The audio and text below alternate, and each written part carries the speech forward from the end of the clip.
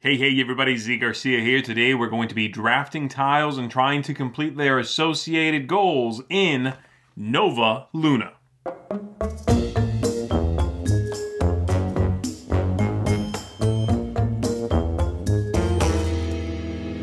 In this game, the players are going to be building their own grid of tiles in front of them, and on those tiles are going to be little achievements, little goals you are trying to accomplish.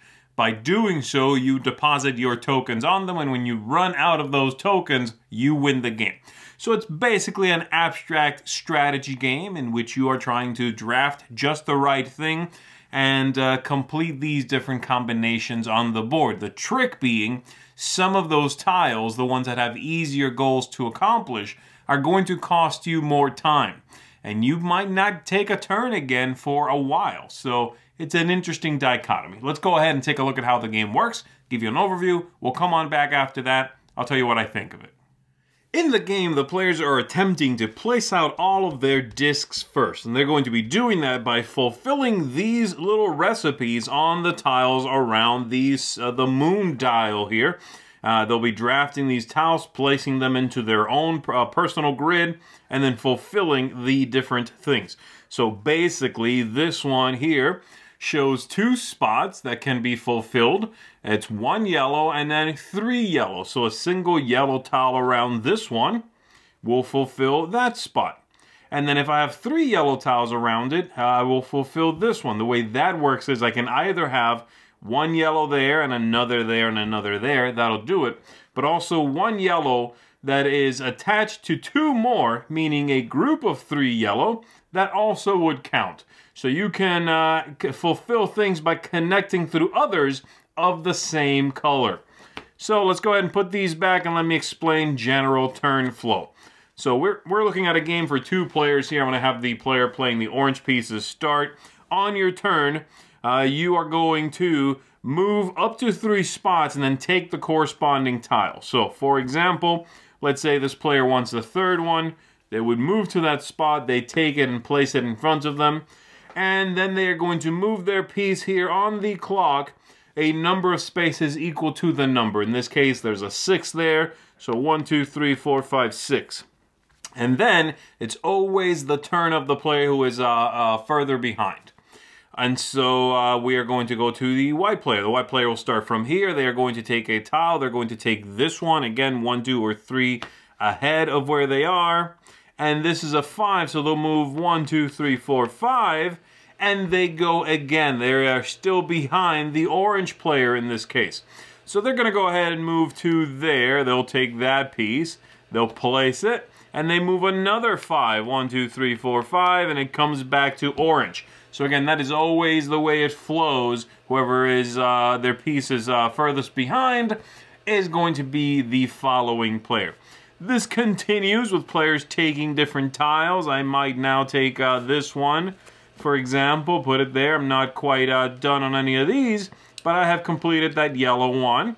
So that's one gone, and again, I got to get all of these out onto my tiles. If I do that first, I win the whole thing. I move my 5, 1, 2, 3, 4, 5, goes back to the player playing the white pieces. And once the board is down to 2 or fewer pieces, as soon as it's down to 2, then the player who is up, let's say it would be, the player playing white, could, if they want to, refill the board. And you're going to just take tiles and start refilling from in front of the moon piece until everything is filled. But if you don't want to do that, let's say they really want that piece, you can move there because you are skipping empty spaces. There we go. And that player might take that, move there, their two steps and so on. Once you are down to no tiles at all, then you have to refill. But you may refill when you're down to 2 or 1, and then you'll have to. So there you go. That's basically it. This is going to start forming up. Let me give this player another one here. This player is going to complete, in this case, just to give you another example, 2 of the teal tiles next to this one. So that's 1, and that one's connected to that one, so it counts. And then if they get a yellow one later on, great, that's 2 yellow there. And so that one is, well, that's the wrong color. That one is completed. This player here is trying to get 2 yellows connected to it. So this is one, and if I get another one here or next to this one, I'll get that. That's basically it. A pretty straightforward game. Try to run these out first, and you are the winner of the game. So let's go back up top. Let me give you some final thoughts. All right, there it is. That is Nova Luna. So let's talk about this. Overall, I had a good time with the game. I don't think it's a bad game at all. It is perhaps not one that is exciting, but not every game needs to be quote-unquote exciting. It is a thinky one. It's a challenging one. I still think there are a couple of things in it that I would change, perhaps, and I would have liked to have seen, but overall, a neat game. So let me dive down into my target audience system here and break it down a little bit more. My main drawback here being the thematic ties and the setting. They have a very throwaway line about the moon is what makes the tides rise and it keeps us awake at night or something like that, and then they stop talking about it. It's an abstract game.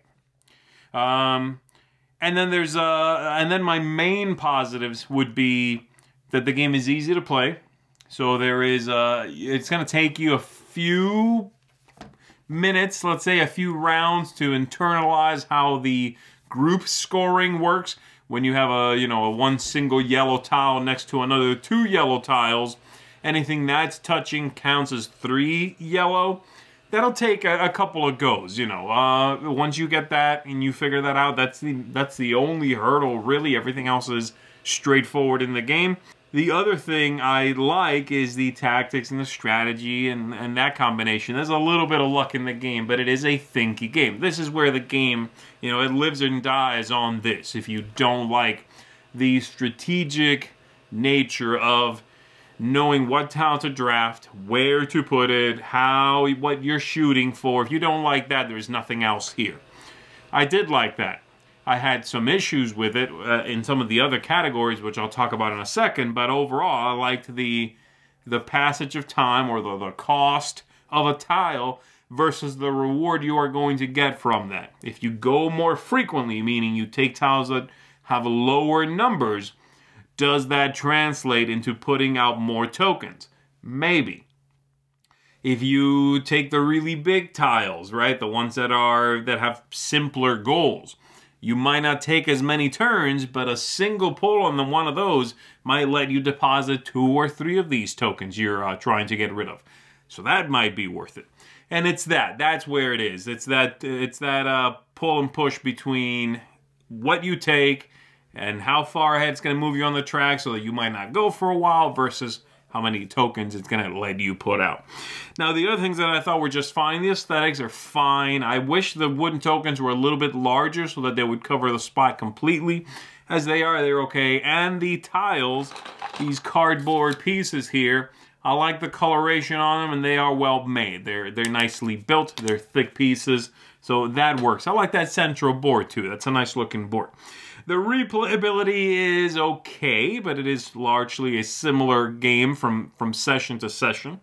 It's going to feel the same. Now, when you scale it up and scale it down, with more players, then the luck of what's available in the next 3 tiles might, feel a little bit more powerful. The luck will feel more prevalent in the game, but I still think it's fine. You're kind of playing the same game, Next up, we've got game length here, and that's the last thing I'm going to talk about. It's half an hour. There are some thinky moments, but it is a fairly repetitive game. It does not feel like there's a lot of build-up, and that's the main drawback. Like I said, there's some interesting strategy, and it's, in my opinion, there's some luck, which isn't necessarily a hindrance, but it might be for you if you like your abstracts to be pure abstracts, no luck. But it is repetitive. It is a game where you are doing the same things over and over and over and over until someone finally runs out of tokens. There's some nice tension as you're getting closer, because it does seem to be really well balanced. Everybody is sort of running out at the same time. And later on in the game, you're definitely going to have those moments where you think, if I take that tile and I put out only 1 token, do I even get another turn? Maybe I should take this other one over there, which is a 6 instead of a 3.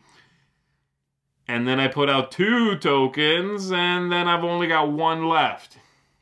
Then I might be able to, you know, it's stinky that way. But overall, a bit repetitive, a little bit of a been there, done that vibe to the whole thing. So there you go. Let me just go ahead and give you a bottom line. Again, I don't hate the game. I just it's kind of middle of the pack for me. So here it is.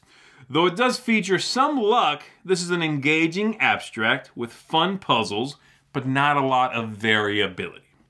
This is going to get a 6.5 out of 10 from me. And again, that's not a game I wouldn't recommend. I would certainly say give it a try. If you like your abstracts, you like puzzle-y games, you like games that are very much about the visual aspects of puzzles, then this is going to be one that I think you're going to enjoy. For me, I liked it. But I also don't think I'll necessarily be coming back to it a whole lot because I feel like I've played it, I've discovered what there is to see there. I don't think any more or too many more players, I'll say, are going to suddenly reveal something I entirely missed.